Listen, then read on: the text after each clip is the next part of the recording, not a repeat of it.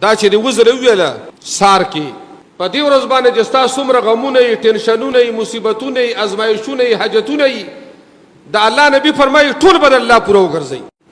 نبی صلی الله علیه وسلم فرمایي چې څوک دا کلمات د ساري وکړه ته ووایي 7 مرتبه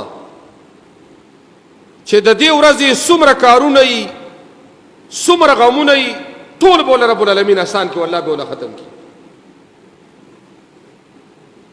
حسبي الله لا اله الا هو عليه توکلت وهو رب العرش العظیم.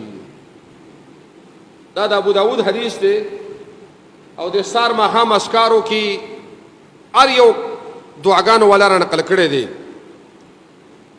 چې دا څوک د ساري وزر ووایي په دې وزر ویلو باندې به زما د ذهن مطابق د 2 منټه تیر شي 2 منټه.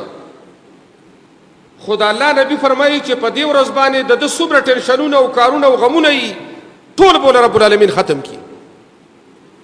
معنی هم دا ده چې حسبي الله لا اله الا هو کافی دی مال راغ الله چې نشته د لایق د عبادت سوا د الله نه.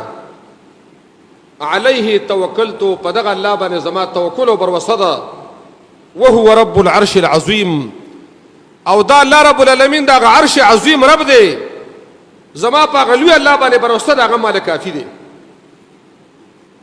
دا چې د وزر ویله سار کې په دې ورځ باندې چې ستا څومره غمونه یې ټینشنونه یې مصیبتونه یې ازمایښونه یې حاجتونه یې د الله نبی فرمایي ټول به د الله پوره وګرځئ.